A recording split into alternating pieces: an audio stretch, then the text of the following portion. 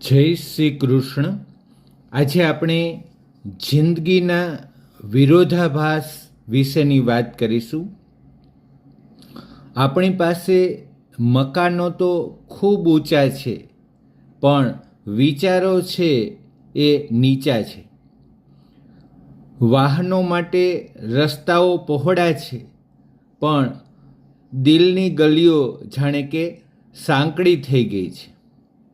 પૈસા ખૂબ જ ખર્ચીએ છીએ, પણ શું જોઈએ છે એની ખબર જ નથી.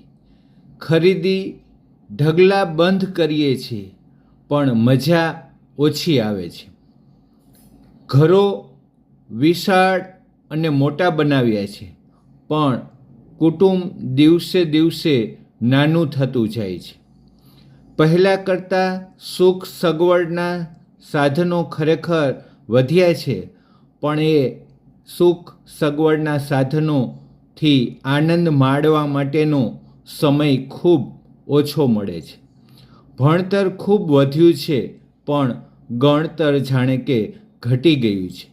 જ્ઞાનનો વિપુલ ભંડાર ઊભો થયો છે, પણ નિર્ણયક શક્તિ ઘટી ગઈ છે.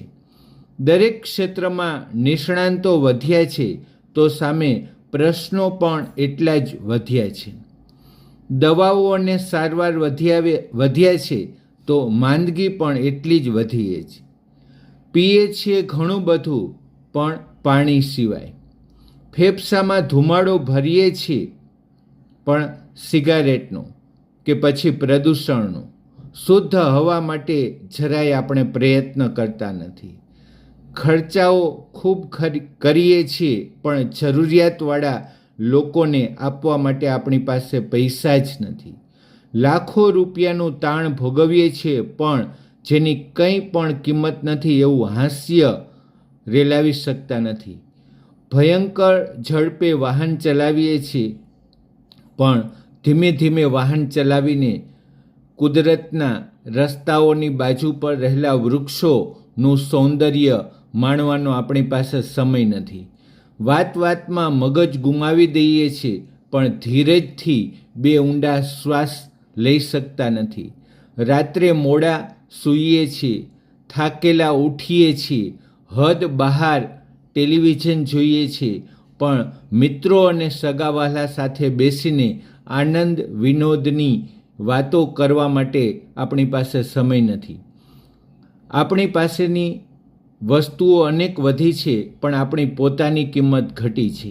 બોલીએ છીએ ખૂબ જ, પણ ધીરજથી બીજાની વાત સાંભળવાની શક્તિ આપણે ખોઈ બેઠા છીએ. સાચા દિલથી પ્રેમ કરવાનું આપણે ભાગ્યે જ શીખીએ છીએ, પણ આપણા અસ્તિત્વના અણુએ નફરતના ઝુંડના ઝુંડ ઉગાડી દીધા છે.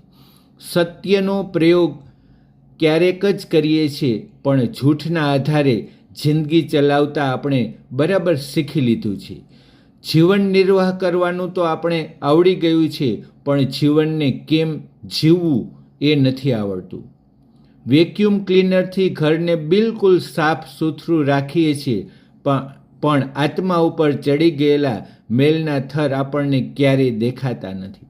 યોજનાઓ ખૂબ જ બનાવીએ છીએ, પણ એ પૂરી કરવાની દરકાર ભાગ્યે જ કરીએ છીએ. અસ્તુ.